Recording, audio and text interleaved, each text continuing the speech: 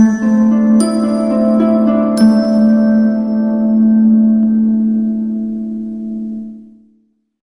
Trainees, मैं आशा करता हूँ आप लोग ठीक होंगे और आप लोगों की पढ़ाई अच्छे से चल रही होगी। पिछले वीडियो में हम लोगों ने सेकेंडरी सेल पढ़ना शुरू किया था, जिसमें मैंने आप लोगों को सेकेंडरी सेल का प्रयोग और उसके यूजेस ये सब बता दिए थे। उसके साथ ही मैंने आप लोगों को लेड एसिड सेल का निर्माण किस प्रकार से किया जाता है, यानी उसके कौन कौन से पार्ट्स होते हैं, ये भी बता दिया था। अब इस लेक्चर में हम लेड एसिड सेल का वर्किंग पढ़ेंगे, तो वो कार्य किस प्रकार से करता है।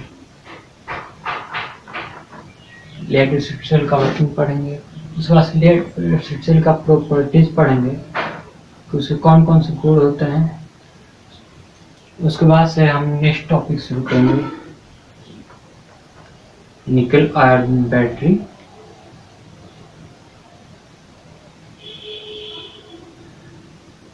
निकल आयरन बैटरी में हम इसका पढ़ेंगे कि इसका कौन कौन से पार्ट्स होते हैं, इसके कौन कौन से भाग होते हैं,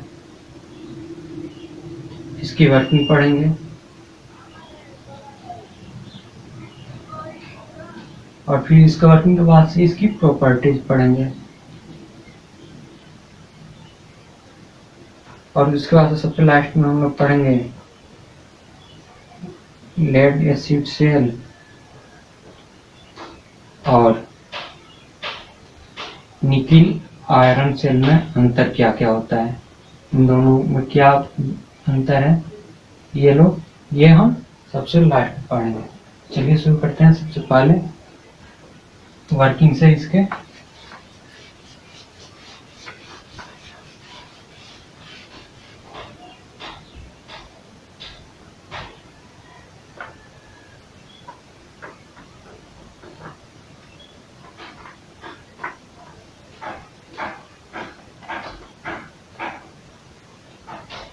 working of lead acid cell.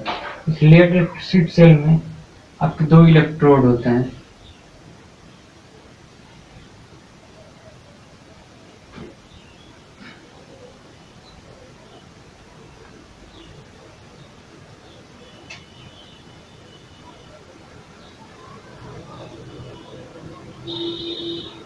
क्योंकि जो आपका धनात्मक इलेक्ट्रोड होता है वो आपका होता है लेड पेरोक्साइड का, और जो ऋणात्मक होता है वो होता है लेड का। आप दोनों को बिल्कुल लेड का नहीं बना सकते, क्योंकि फिर आपको पोटेंशियल डिफरेंस भी चाहिए होता है, और दोनों को आप सेम पोटेंशियल पर रख देंगे तो इलेक्ट्रॉन्स का फ्लो नहीं होगा। इसलिए एक को लेड का बनाया जाता है, एक का लेड पेरोक्साइड का बनाया जाता है। और इसमें जो आप इलेक्ट्रोलाइट प्रयोग करते हैं वो होता है H2SO4, यानी कि पानी और सल्फेट होता है। पानी और सल्फेट मिलकर H2SO4 बनाता है सल्फ्यूरिक एसिड। तो ये बेसिकली देखिए काम कैसे करता है। ये काम कैसे करता है, ये आपको उस कंडीशन में जब आपकी बैटरी चार्ज है, जब आपकी बैटरी चार्ज है तो देखिए ये आपका लेड है, ये आपका लेड पेरोक्साइड है, और ये जो है आपका इसमें इलेक्ट्रोलाइट H2SO4 है। तो जब ये चार्ज है तो इसकी ये चार्ज स्टेट में कंडीशन है। अब आप क्या करते हैं, इसको आप डिस्चार्ज करते हैं, इस पर आप लोड लगा देते हैं। तो लोड लगा देंगे तो क्या होगा, जैसे ही आप लोड लगाएंगे यहाँ से जो आपका सल्फर है, सल्फेट, वो दोनों उड़ जाएगा, धनात्मक की तरफ भी और ऋणात्मक की तरफ भी। तो ये दोनों उड़ जाएगा और बीच में आपका बचेगा H2O, और ये जो आपका सल्फर है वो दोनों तरफ चला जाएगा। तो ये हो जाएगा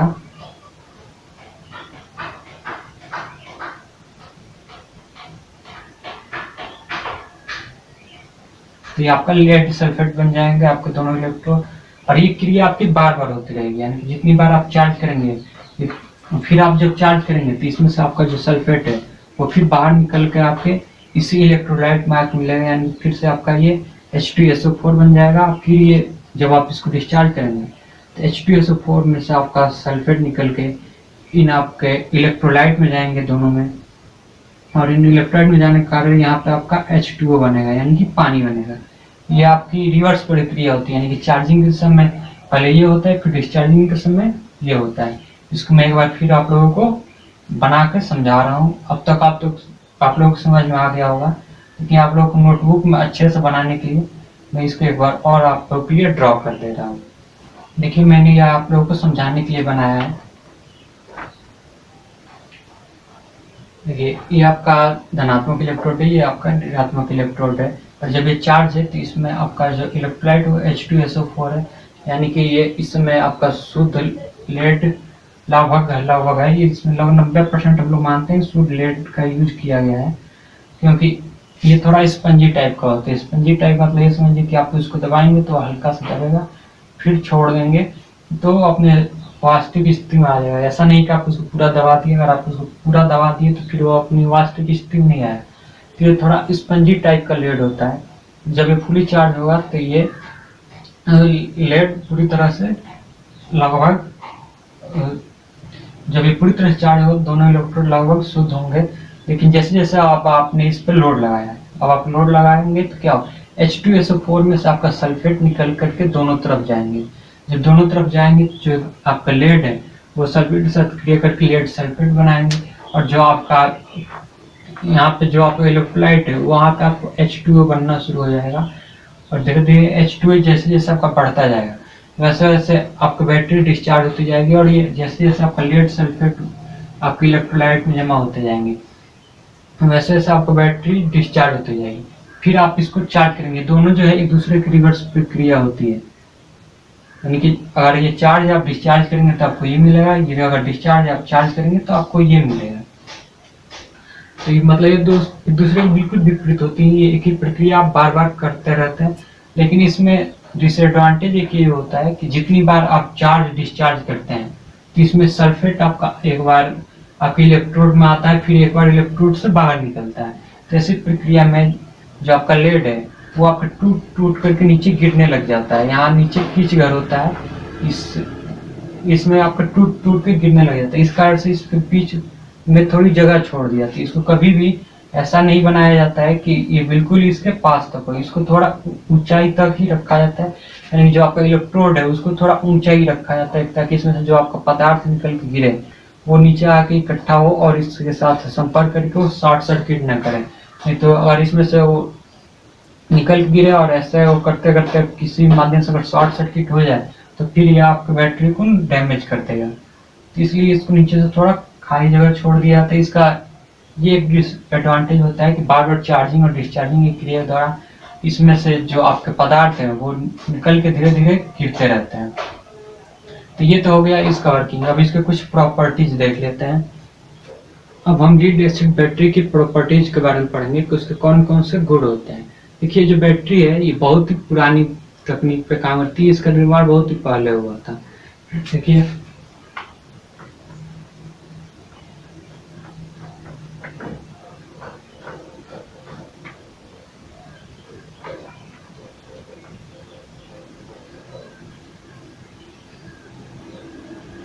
लीड एसिड बैटरीज की प्रॉपर्टी, तो ये बैटरी जो है इसका निर्माण सन 1859 में हो गया था। इसका निर्माण सन 1859 में गैस्टोन प्लांटे ने किया था। गैस्टोन प्लांटे ने किया था, और ये जो है यह दुनिया की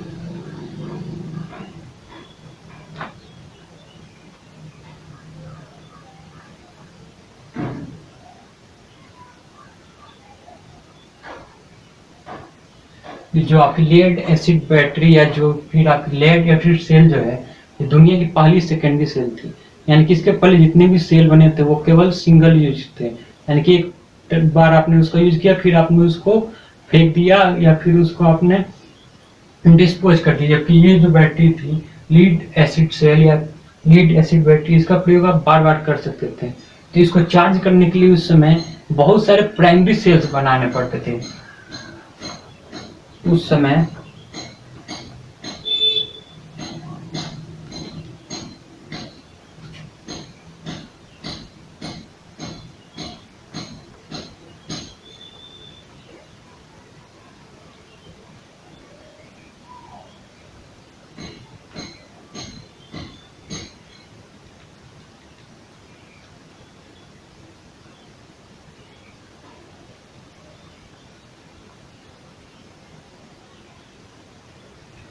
उस समय इसको चार्ज करने के लिए बहुत सारे प्राइमरी सेल बनाने पड़ते थे, क्योंकि उस समय जो जनरेटर का आविष्कार था वो अभी ठीक प्रकार से हुआ नहीं था, वो ठीक प्रकार से उसमें काम नहीं कर रहे थे।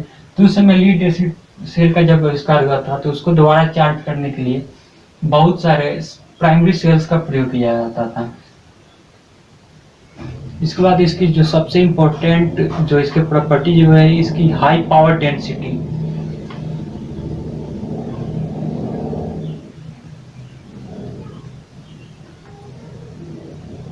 इसकी हाई पावर डेंसिटी होती है।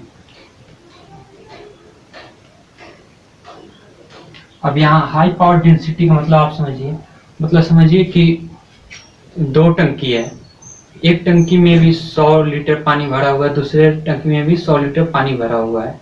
अब बात आती है कि कौन उस टंकी को, उस पूरे पानी को जल्दी खाली कर देगा। तो एक जो टंकी है वो 1 सेकंड में 2 लीटर पानी निकाल रही है, क्योंकि जो दूसरी टंकी है उसकी यह है कि वो 1 सेकंड में वो पूरे पूरे 100 लीटर पानी निकाल सकती है। तो ऐसे में इसकी जो हाई पावर डेंसिटी है ये दूसरी टंकी की तरह है, यानी कि एक बार में ये पूरी की पूरी पावर निकाल सकती है। इसकी क्षमता इतनी होती है कि 400 एम्पियर तक की करंट ये दे सकती है। जैसे आपने गाड़ियों में देखा होगा, जो गाड़ी बाइक में या फिर कार में आपके जो बैटरी होते हैं उनसे जो आपको झटका लगता है तो झटका बहुत ही तेज होता है। अगर आपकी उन बैटरी में शॉर्ट सर्किट हो जाए तो बैटरी कभी कभी ब्लास्ट भी हो जाती है। इसका कारण यही होता है कि उनकी हाई पावर डेंसिटी होती है, यानी कि उनके अंदर जितना भी पावर होता है वो एक ही सेकंड में बाहर निकाल सकती हैं। तो इसके फायदे भी है, नुकसान भी। जहाँ पे हम कोई हाई पावर डेंसिटी की आवश्यकता होती है वहां पर तो इनका यूज कर लेते हैं, नहीं अगर कभी गलती से शॉर्ट सर्किट हो गया तो फिर वहां पे हमारे लिए नुकसानदायक हो जाता है। तो ये इसके एक तरह से ये इसका गुड भी है और अवगुड भी है, लेकिन ये हमारे लिए ज्यादा उपयोगी होता है अगर हम इसको सावधानी पूर्वक यूज करें तो एक तरह से ये हमारे लिए फायदेमंद है।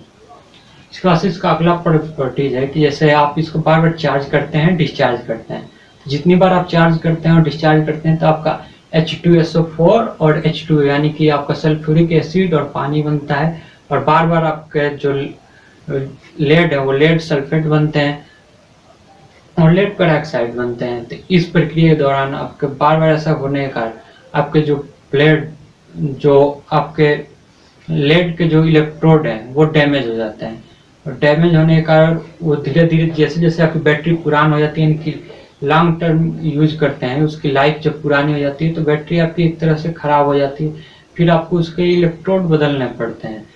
तो इसका ये डिसएडवांटेज है।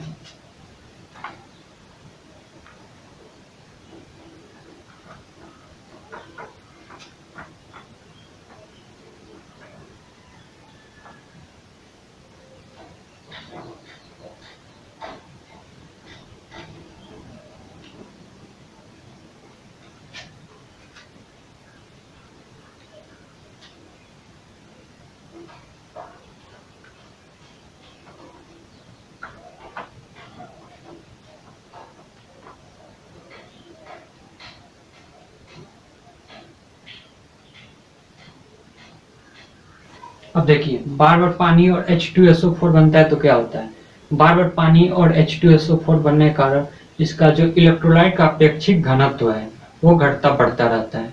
तो इसका अपेक्षिक घनत्व घनत्व घटते बढ़ते रहने के कारण इसका हम लोगों को फायदा मिलता है। फायदा कैसे मिलता है, जैसे अगर आपको बैटरी को चेक करना हो को कितना चार्ज है या कितना डिस्चार्ज है, तो उसके लिए आपको मल्टीमीटर हर जगह लेकर के घूमने की आवश्यकता नहीं है। आप सीधे कितना हो भी बड़ी बैटरी हो, आप ग्रेविटी मीटर से आप सीधे उसके इलेक्ट्रोलाइट में डाल करके आप चेक कर सकते हैं वो कितना चार्ज है। ये इसके इस गुण का फायदा है। चार्जिंग और डिस्चार्जिंग कारण पानी और H2SO4 बनने का कार्य जो आपका अपेक्षित घनत्व कम होता है और ज्यादा होता है, उसका ये आपको एक फायदा मिलता है कि आप उसके ग्रेविटी मीटर से सीधे आप उसके इलेक्ट्रोलाइट से माप सकते हो कि वो कितना चार्ज है या कितना डिस्चार्ज है। इस चार्जिंग और डिस्चार्जिंग वाले पॉइंट से हमें दो बातें पता चली। एक तो कि इसके इलेक्ट्रोलाइट का अपेक्षित घनत्व घटता बढ़ता रहता है,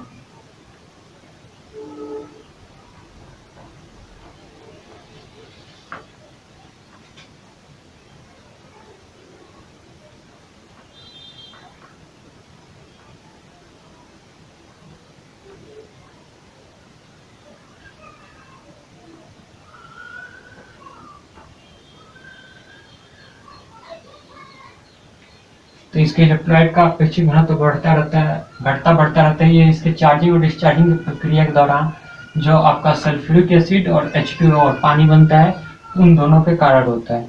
क्योंकि इसका फायदा एक और हमको मिलता है, वो फायदा क्या होता है कि इसका अपेक्षित घनत्व घटता बढ़ता रहता है। इसी कारण आप ग्रेविटी मीटर से आप सीधे इसको माप सकते हैं कि आपकी बैटरी कितनी चार्ज है। तो ग्रेविटी मीटर की सहायता से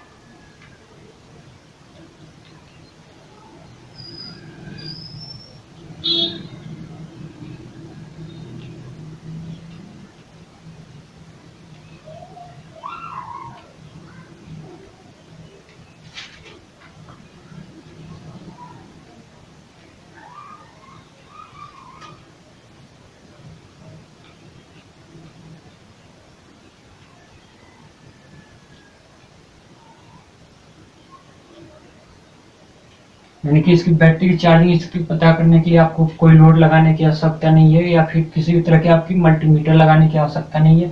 आप सीधे सीधे आप पता कर सकते हो कि आपकी बैटरी चार्ज है कि नहीं है। लेकिन जब आप इसे बार बार चार्ज करते हैं और डिस्चार्ज करते हैं तो इसके जो प्लेट है वो खराब हो जाते हैं। तो इसका एक गुण ये भी है, बार बार चार्जिंग और डिस्चार्जिंग प्रक्रिया का इसके प्लेट डैमेज हो जाते हैं।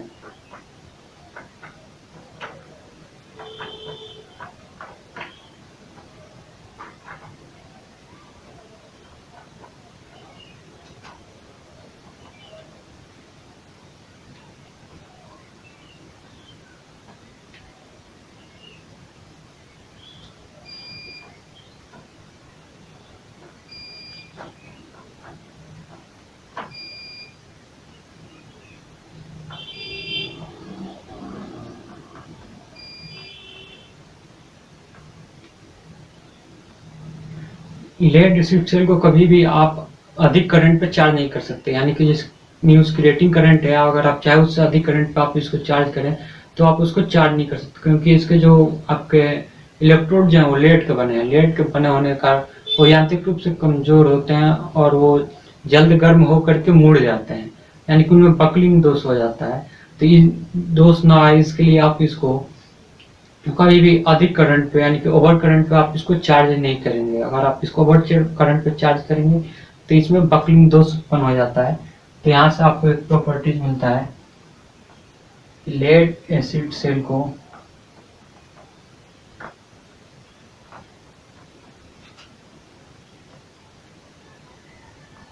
अधिक करंट पर चार्ज नहीं कर सकते।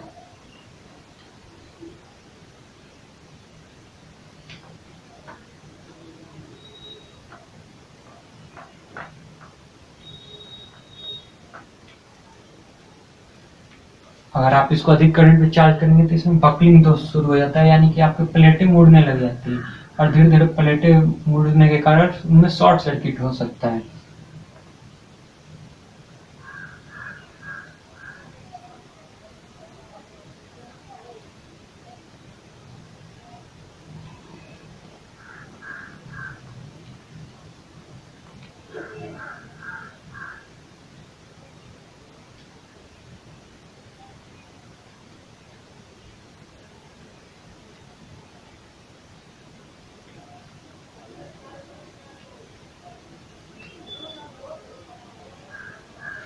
इसका जो इसका अगला प्रॉपर्टीज है वो ये है कि आप इसको कभी भी डिस्चार्ज अवस्था में नहीं छोड़ सकते, यानी कि आपको हमेशा इसको चार्ज रखना है। देखिए इसके जो इलेक्ट्रोड है वो लेड के बने हैं। जब आप इसको फुली डिस्चार्ज कर देते हैं तो आपके इलेक्ट्रोड से उस समय क्या होता है, आपके सल्फेट इकट्ठे होते रहते हैं, यानी कि उसमें पूरी तरह से सल्फेशन हो जाता है, यानी सल्फेटेशन हो जाता है। जब वो फुली डिस्चार्ज हो जाता है तो फिर वो आपके उसको चार्ज करेंगे तो चार्ज नहीं होता है। तो इसलिए आप इसको कभी भी पूरी तरह से डिस्चार्ज नहीं कर सकते, यानी कि आप इसको फुल्ली डिस्चार्ज ही नहीं कर सकते।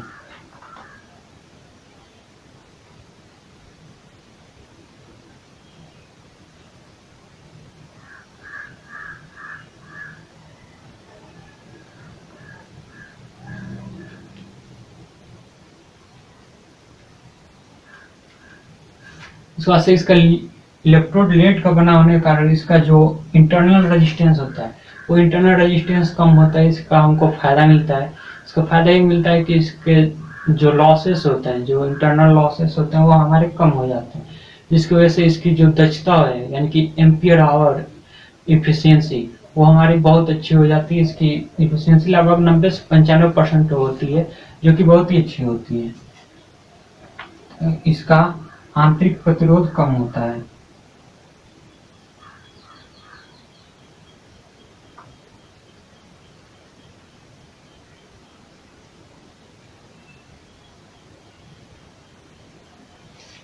और इसकी एम्पियर आवर दक्षता 90 से 95% तक होती है। ये उसके कुछ मेन प्रॉपर्टीज हैं। इसके बाद मैं इसके ईएमएफ बता रहा हूँ कि इसके ईएमएफ किस स्थिति में कितनी होगी, आप कैसे मल्टीमीटर से पहचानेंगे कि कितनी चार्ज है, डिस्चार्ज है कि फुली चार्ज है, इसके बारे में।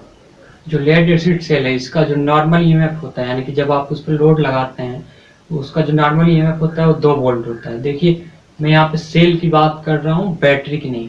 सेल यानी कि केवल उसमें एक सेल रहेगा, मैं उसकी बात कर रहा हूँ। तो उसके एक सेल की जो आपकी नॉर्मल ईएमएफ होता है आउटपुट के समय वो 2 वोल्ट होता है, लेकिन जब वो आपका फुली चार्ज हो तो 2.1 वोल्ट होता है, जबकि अगर वो आपका फुली डिस्चार्ज हो तो 1.8 वोल्ट उसका ईएमएफ होता है।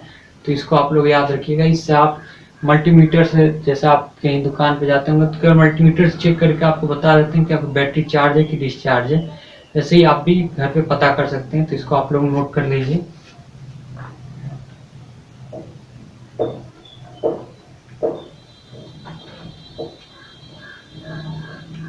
इसके ईएमएफ नॉर्मल कंडीशन में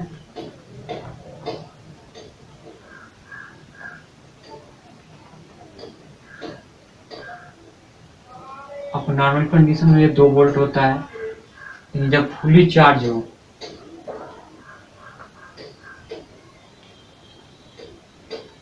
ये 2.1 वोल्ट हो जाता है। लेकिन अगर आप इसको फुली डिस्चार्ज कर देंगे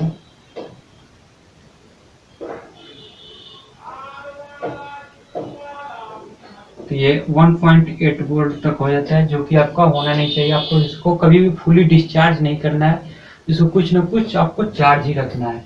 यानी कि आपको कोशिश करना है कि कभी भी 1.8 वोल्ट आपके एक सेल की ना आए, इससे ज़्यादा ही रहे, 2 वोल्ट रहे, 1.9 वोल्ट रहे, लेकिन 1.8 वोल्ट न रहे। और यहाँ पे बहुत लोगों को ये डाउट रहता है कि अगर हम सेल को बड़ा बनाएं, यानी कि बैटरी नहीं एक सेल को अगर हम बड़ा बनाएं तो क्या हमारा वोल्टेज ज़्यादा होगा। देखिए आप सेल इतना छोटा बनाएं या फिर इतना बड़ा बनाएं, वो आपका जो वोल्टेज देगा वो वोल्टेज आपका इतना ही रहेगा, चाहे आपका छोटा हो या फिर बड़ा हो। लेकिन आपका अगर सेल बड़ा है तो सेल बड़ा होने के कारण आपको उसमें आवेश ज़्यादा इकट्ठे होंगे, तो उसमें आपकी जो एम्पियर है वो एम्पियर बढ़ जाएगा। लेकिन आप सेल कितना छोटा बनाएं, इतना छोटा या फिर इतना बड़ा, उससे कोई फर्क नहीं पड़ता। अगर वो लीड एसिड सेल है तो उसका आउटपुट 2 वोल्ट ही होगा, वो 3 वोल्ट नहीं हो सकता। ये इसका प्रॉपर्टीज होता है। ये अलग अलग सेल के लिए अलग अलग होता है। तो इसमें आप कभी डाउट मत पड़िएगा कि अगर हम सेल छोटा बनाए तो उसमें कम वोल्टेज होगा और सेल बड़ा बनाए तो ज़्यादा वोल्टेज होगा। आपका सेल छोटा हो या बड़ा हो वो उसमें वोल्टेज समान होगा, आपका करंट चेंज हो जाएगा। अगर बड़ा सेल है तो उसमें ज़्यादा करंट आएगा, अगर छोटा सेल है तो उसमें कम करंट आएगा। ये अंतर होता है इसमें। ये नहीं है कि अगर आप छोटा सेल यूज कर रहे हैं तो उसमें कम वोल्टेज है और ज़्यादा बड़ा सेल यूज कर रहे हैं तो ज़्यादा वोल्टेज है। अगर आपको ज़्यादा वोल्टेज लेना है तो आप बैटरी का यूज कर सकते हैं, यानी कि एक से अधिक सेल को आप श्रेणी क्रम में जोड़ दीजिए, आपको ज़्यादा वोल्टेज मिल जाएगा। तो ये हो गया हम लोगों का कंप्लीट लेड एसिड सेल। इसके बाद से मैं आप लोगों को बताने वाला हूँ निकिल आयरन सेल के बारे में। निकिल आयरन सेल के सबसे पहले मैं आपको पार्ट्स बताऊंगा, फिर उसका वर्किंग और फिर उसके प्रॉपर्टीज। तो इसके पार्ट्स के लिए मैं आप लोगों को एक इमेज दिखाऊंगा और उसी इमेज में मैं उसके सारे पार्ट्स बता दूंगा कि उसके कौन कौन से पार्ट्स होते हैं। ये जो आप लोगों को इमेज में दिख रहा है यही आपका निकिल आयरन सेल है। अब देखिए इसमें कुल 8 पार्ट्स होते हैं मेनली।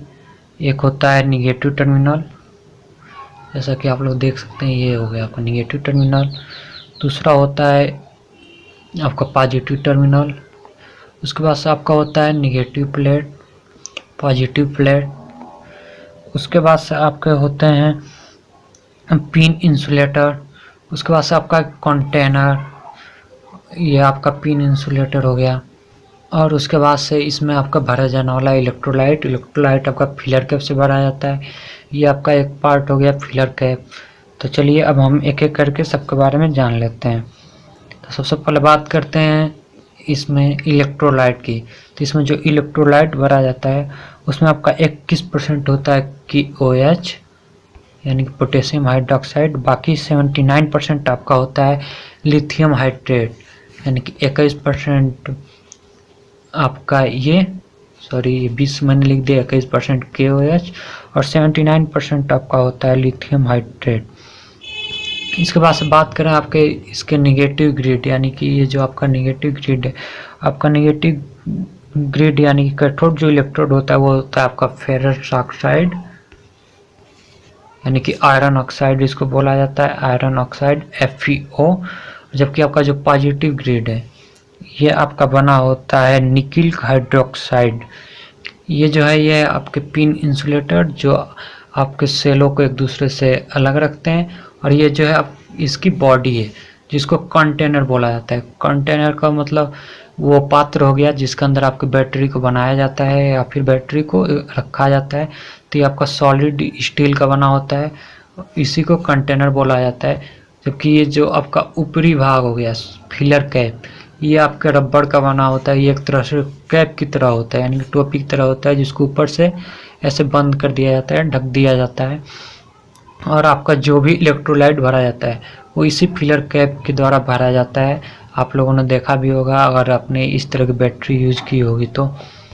और ये देखिए ये जितने भी आपके ये आपके सेल हैं इन सबको आपको पैरेलल में कनेक्ट किया जाता है ताकि आपकी एम्पियर आवर दक्षता बढ़ सके। उसके बाद से देखिए ये आपके ग्रिड सेपरेटर है, इसमें हर एक सेल को अलग अलग सेपरेट किया गया है इन सेपरेटर के द्वारा।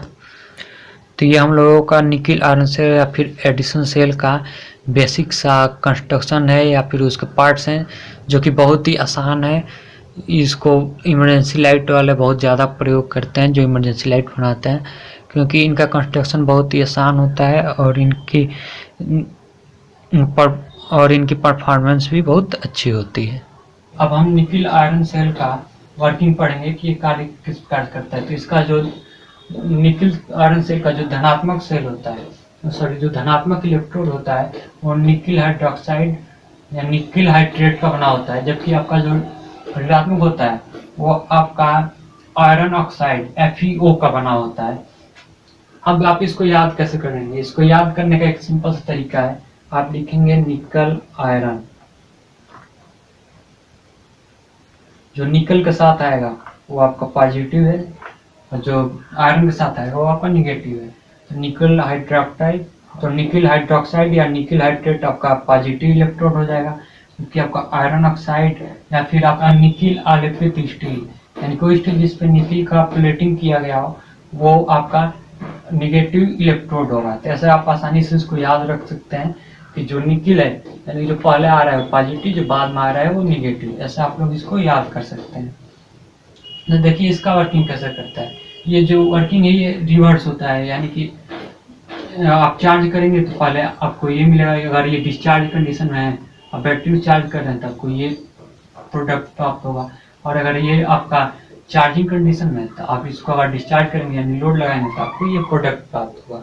अब देखिए यहाँ पे जो आपका KOH है यानी पोटेशियम हाइड्रोक्साइड, ये आपका इलेक्ट्रोड है। और यहाँ पे इलेक्ट्रोड किसी भी रासायनिक क्रिया में भाग नहीं लेता है। ये बात आप लोग याद रखिएगा, एग्जाम्स में क्वेश्चन आते हैं। यहाँ पे जो पोटेशियम हाइड्रोक्साइड है KOH, वो इस पूरे रिएक्शन के दौरान यानी कि इस पूरी प्रक्रिया के दौरान रासायनिक क्रिया में कोई भी भाग नहीं लेता है। वो बस जितने भी आयन होते हैं उन आयनों का स्थानांतरित करते। देखिए यहाँ पर भी KOH है, यहाँ पर भी KOH है, यानी कि आपका जो इसमें इलेक्ट्रोलाइट का प्रयोग किया गया है उसका कहीं भी इसमें रासायनिक क्रिया नहीं करता है। वो केवल आयनों का प्रवाह करता है, यानी कि केवल आयनों का स्थानांतरण करता है चार्जिंग और डिस्चार्जिंग के लिए। तो इस प्रकार से आपका निकिल आयरन सेल काम करता है। अब देखिए ये कहाँ पे बनता है, ये आपका पॉजिटिव भी बनेगा कब, जब आपका चार्ज हो रहा हो। ये आपका निगेटिव बनेगा जब आपका डिस्चार्ज हो रहा हो। ये आपका इलेक्ट्रोलाइट है जो आपके किसी भी प्रक्रिया में भाग नहीं ले रहा है, केवल वो आयन का ट्रांसफर कर रहा है, यानी कि स्थानांतरण कर रहा है चार्जिंग और डिस्चार्जिंग में। वैसे ही जब आप इसको आप डिस्चार्ज करेंगे तो ये आप प्रोडक्ट आपका धनात्मक इलेक्ट्रोड पे बनेगा। ये आपका इलेक्ट्रोड है जो किसी भी तरह से रासायनिक क्रिया में भाग नहीं ले रहा है, और ये आपका ऋणात्मक बनेगा। तो ये आपका निकिल आयरन सेल का वर्किंग होगा। अब हम निकिल आयरन सेल के प्रॉपर्टीज पढ़ेंगे। अब हम निकिल आयरन सेल के प्रॉपर्टीज पढ़ेंगे। प्रॉपर्टीज चलिए शुरू करते हैं। तो देखिए निकिल आयरन भी एक लीड एसिड सेल की तरह ही यह भी एक सेकेंडरी सेल है। तो इसका पहला प्रॉपर्टीज हो जाएगा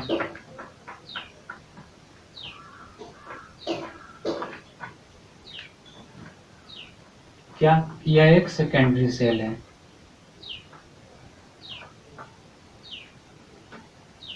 उसके बाद से इसमें आप इलेक्ट्रोलाइट किसका यूज करते हैं, पोटेशियम हाइड्रोक्साइड। ये तो अब तक आप लोगों को याद हो गया होगा।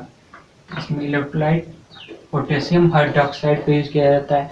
पोटेशियम हाइड्रोक्साइड क्या होता है, एक पोटेशियम हाइड्रोक्साइड एक प्रबल क्षार होता है, इसलिए जो है क्षारीय सेल होता है। तो क्या होता है KOH के कारण इसे क्षारीय सेल कहते हैं।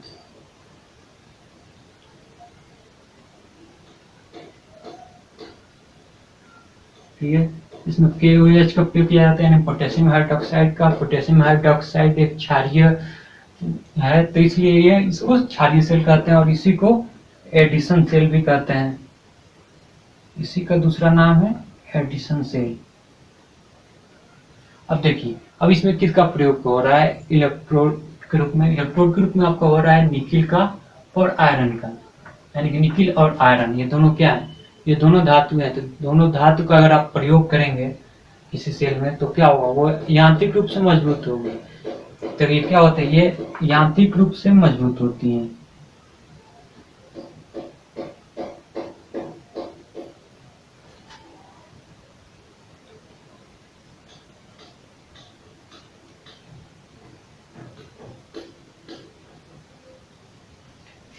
आपने धातु का प्रयोग किया है इलेक्ट्रोड के रूप में, तो यांत्रिक रूप से मजबूत हो जाती है। लेकिन जब अब आप धातु का यूज कर रहे हैं, धातु का यूज करेंगे तो उनका रेजिस्टेंस बढ़ जाता है, तो इसलिए इनका आंतरिक प्रतिरोध बढ़ जाता है। आंतरिक प्रतिरोध बढ़ने के कारण आपके लॉसेस बढ़ जाते हैं, जिसके कारण इसकी इफिशियंसी कम हो जाती है। इसकी इफिशियंसी लगभग 80% तक हो जाती है, यानी कि इसकी इफिशियंसी कम हो जाती है। तो इसका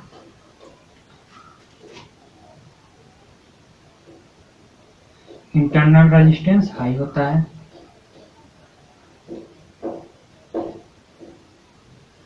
इंटरनल रेजिस्टेंस आपका हाई हो जाता है, जिसके कारण आपके जो इफिशियंसी जो है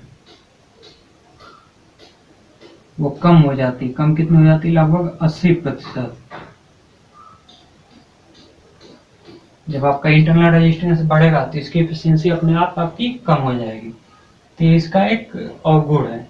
निकिल आयरन बैटरी में आप इसका पॉजिटिव टर्मिनल जो है वो आप निकिल हाइड्रोक्साइड का प्रयोग करते हैं या फिर निकिल हाइड्रेट का प्रयोग करते हैं। ध्यान रखिएगा, दोनों में से किसी एक का है, या तो निकिल हाइड्रोक्साइड या फिर निकिल हाइड्रेट, दोनों नहीं। इसका एक ये प्रॉपर्टीज होगा, इसका धनात्मक इलेक्ट्रोड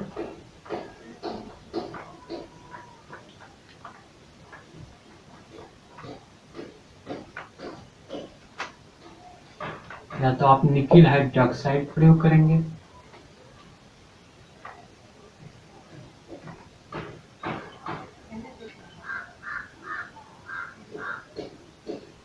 या फिर निकिल हाइड्रेट प्रयोग करेंगे, दोनों में से कोई एक, दोनों नहीं।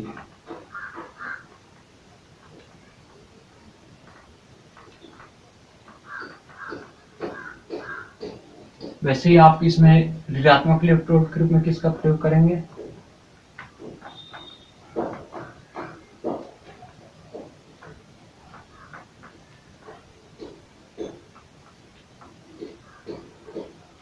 आप ऋणात्मक इलेक्ट्रोड के रूप में या तो आप आयरन ऑक्साइड यूज करेंगे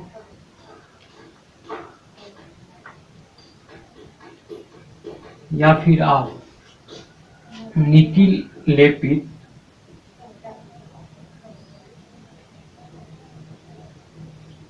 स्टील या फिर वो स्टील जिसके ऊपर आपका निकल की कोटिंग की हुई हो, आप उसका प्रयोग करेंगे तो यह आपका ऋणात्मक इलेक्ट्रोड हो गया। इसके साथ जो आप इसमें इलेक्ट्रोलाइट प्रयोग करते हैं,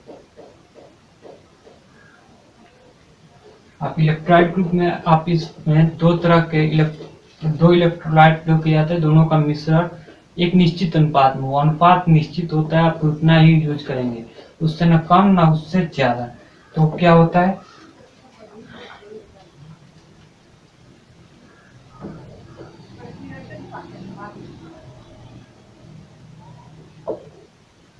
एक होता है लिथियम हाइड्रेट और दूसरा होता है आपका potassium hydroxide.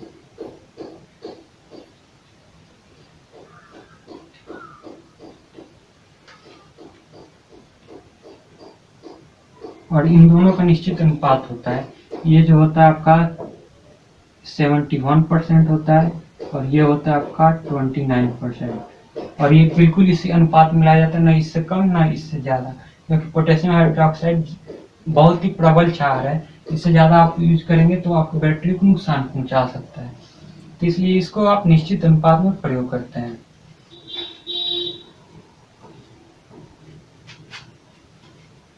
Nickel iron cell में जो इलेक्ट्रोलाइट का प्रयोग किया जाता है, वो इलेक्ट्रोलाइट किसी भी तरह के रासायनिक क्रिया में भाग नहीं लेता है, मैं आप लोगों को पहले ही बता चुका हूँ। तो ये भी इसका एक प्रॉपर्टीज है कि इलेक्ट्रोलाइट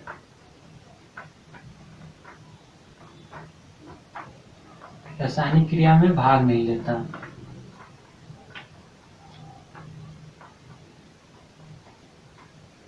रासायनिक क्रिया में भाग नहीं लेता।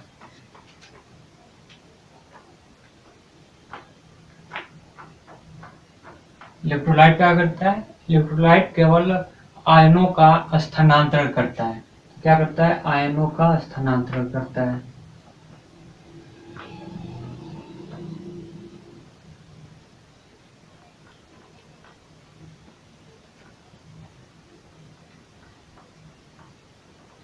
देखिए यहाँ इलेक्ट्रोलाइट जो किसी प्रकार की रासायनिक प्रक्रिया में जब भाग नहीं ले रहा है, जब वो किसी प्रकार रासायनिक प्रक्रिया में भाग नहीं लेगा, तो इसका अपेक्षित घनत्व तो हमेशा एक समान रहता है। इसका अपेक्षित घनत्व तो न कम होता है न ज्यादा होता है, क्योंकि ये क्या कर रहा है, केवल आयनों का स्थानांतरण कर रहा है, आयनों का ट्रांसफर कर रहा है। इस कारण से इसके अपेक्षित घनत्व तो हमेशा स्थिर रहता है।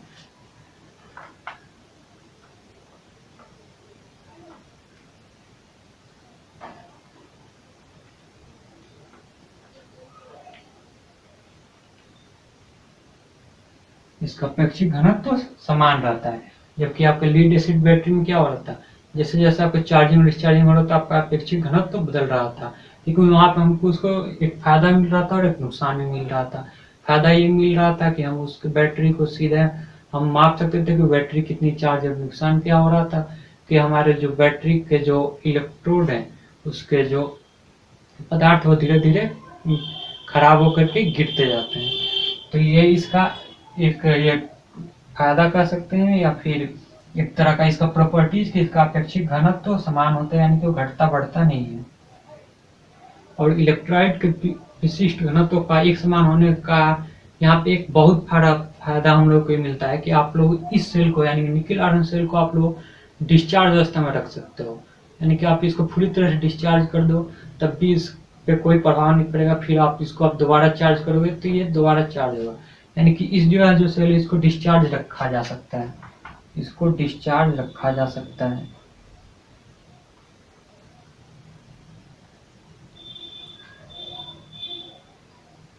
यह एक इसका बहुत बड़ा फायदा है। इसके बाद से देखिए इसमें जो इलेक्ट्रोड जो है वो निकिल का प्रयोग होता है और आयरन का प्रयोग होता है।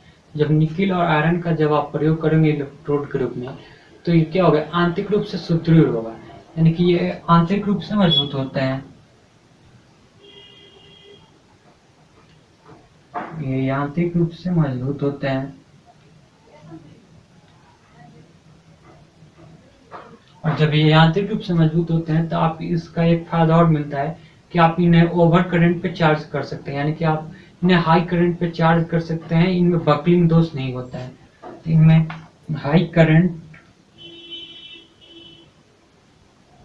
पर चार्ज कर सकते हैं।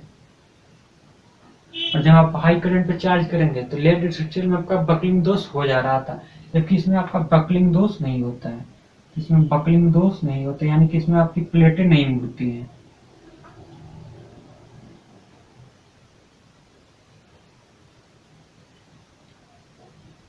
ये सब एक दूसरे से रिलेटेड है, तो आप एक दूसरे से रिलेट करके लिखिएगा। ऐसा नहीं है कि जैसे मैं लिख रहा हूँ वैसे ही आप लोग नोट्स करते बनाते जाएंगे, फिर आप लोग दोबारा पढ़ेंगे तो आप लोगों को प्रॉब्लम होगी।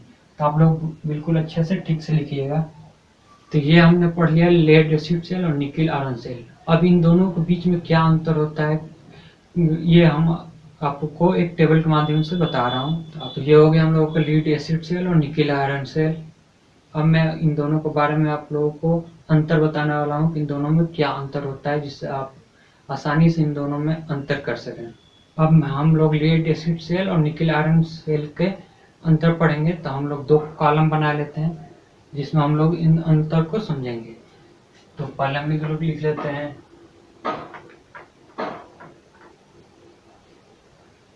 Difference between lead acid cell and nickel iron cell।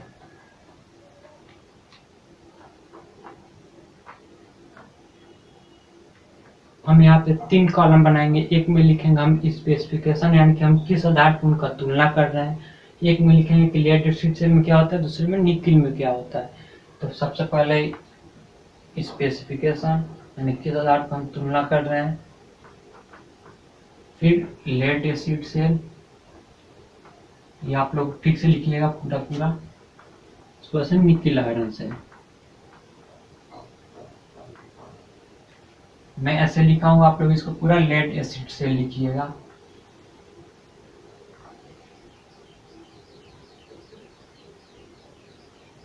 इसमें जो हम लोग पहला दोनों में अंतर करते हैं वो करते हैं हम लोग धनात्मक इलेक्ट्रोड।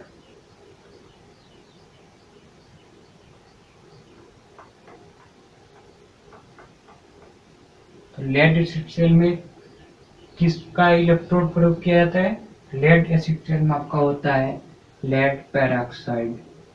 जबकि आपका निकिल आयरन सेल में क्या होता है, निकिल आयरन सेल में आपका होता है निकिल हाइड्रोक्साइड या फिर nickel hydrate.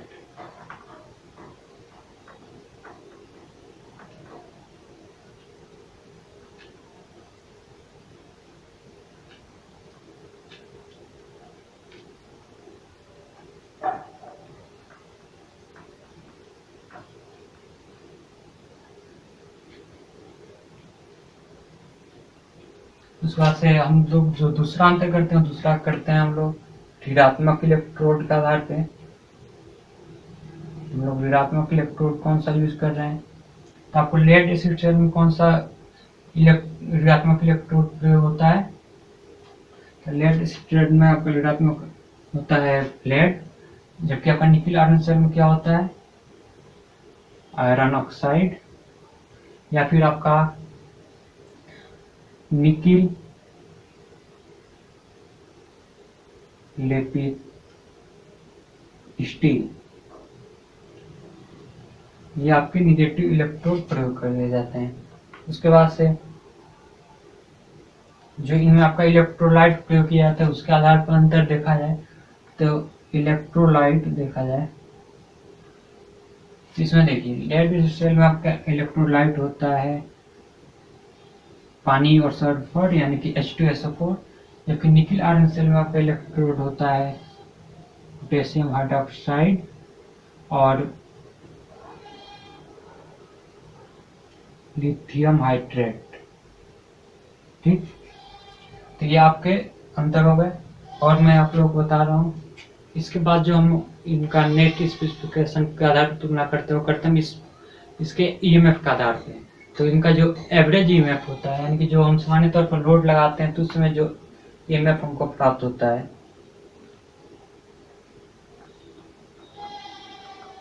Average EMF lead acid cell के लिए होता है 2 वोल्ट, जबकि निकिल आयरन सेल के लिए होता है 1.2 वोल्ट। तो यहाँ पर देखिए कितना ज़्यादा अंतर आ जा रहा है निकिल आयरन सेल और लेड एसिड सेल में एवरेज ईएमएफ। जबकि अगर आप फुल्ली चार्ज की बात करें, फुल्ली चार्ज जब हो उस समय ईएमएफ कितना होता है, तो इसका होता है 2.1 वोल्ट, जबकि इसका फुली चार्ज समय होता है 1.4 वोल्ट। जबकि अगर आप फुली डिस्चार्ज की बात करें,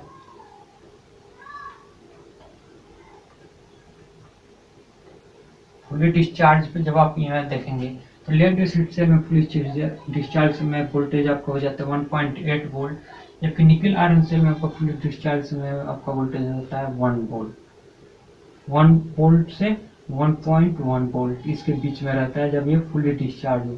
कभी कभी होता है कि वो 1 वोल्ट ना हो, 1.1 वोल्ट ही हो, लेकिन वो फुली डिस्चार्ज हो गया हो, उसके बाद से वो काम नहीं करे, तो ऐसा भी संभव है। इसलिए इसको 1 वोल्ट से 1.1 वोल्ट तक उसको फुली डिस्चार्ज माना जाता है। इसके बाद से जो हम लोग नेक्स्ट तुलना करते हैं वो हम करते हैं इनकी इंटरनल रेजिस्टेंस यानी आंतरिक प्रतिरोध के आधार पे। तो नेक्स्ट हम लिखेंगे इंटरनल रेजिस्टेंस।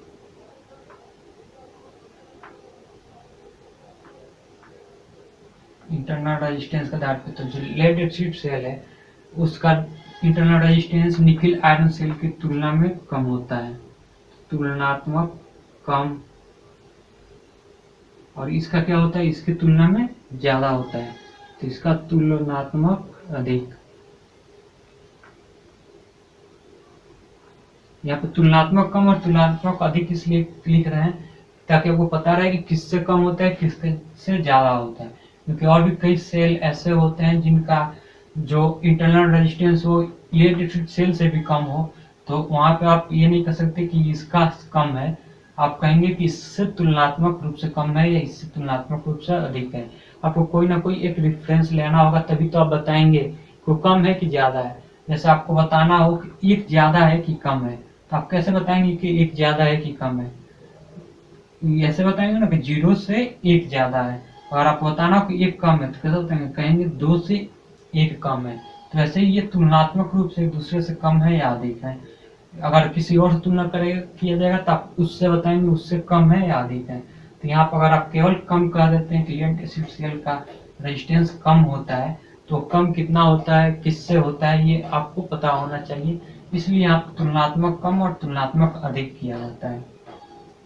इसके बाद से बात किया जाता है एम्पियर आवर दक्षता की। तो ये तो मैंने आप लोगों को पहले ही बताया है। लेड एसिड सेल की एम्पियर आवर दक्षता होती है 90 से 95%, क्योंकि इसकी इंटरनल रेजिस्टेंस कम होता है। जबकि निकल आयरन सेल की जो आपकी दक्षता होती है वो आपकी 80% के लगभग होती है या फिर इससे भी कम होती है, क्योंकि इनका इंटरनल रेजिस्टेंस इससे हाई होता है। तो उसके बाद बात करें कीमत की, तो कीमत जो है इसके रूप से तुलनात्मक कम होता है। फिर वही बात हो गया कि आपको बताना है कि किससे कम होता है और किससे अधिक होता है। तुलनात्मक कम होता है इसकी कीमत, जबकि इसकी कीमत इससे तुलनात्मक अधिक होती है।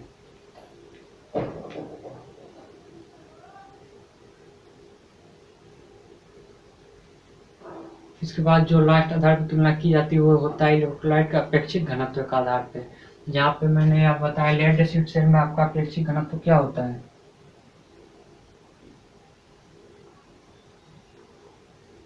अपेक्षित घनत्व आपका पानी बनने के कारण घटता बढ़ता रहता है।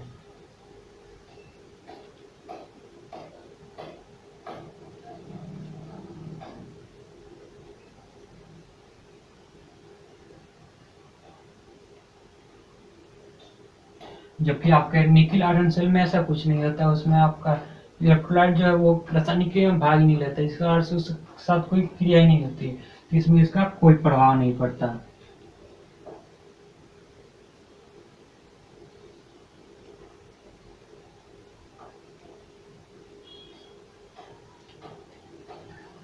तो ये रही हमारी आज की वीडियो। आपको कैसा लगा कमेंट करके जरूर बताइएगा। अगर आपको सुझाव हो तो डिस्क्रिप्शन में दिए गए लिंक का प्रयोग करके आप हमें सुझाव दे सकते हैं। अगर आपको वीडियो पसंद आया तो वीडियो को लाइक कीजिए और चैनल को सब्सक्राइब कर लीजिए। इसके बाद हम लोग अगले वीडियो में पढ़ेंगे टाइप्स ऑफ बैटरी चार्जिंग और ट्रबल शूटिंग ऑफ बैटरी, यानी बैटरी में जब दोष आते हैं तो आप उसको किस प्रकार से दूर करेंगे और बैटरी को चार्ज करने की कितनी विधियां हैं, ये हम लोग अगले वीडियो में पढ़ेंगे। इस वीडियो को देखने के लिए बहुत बहुत धन्यवाद।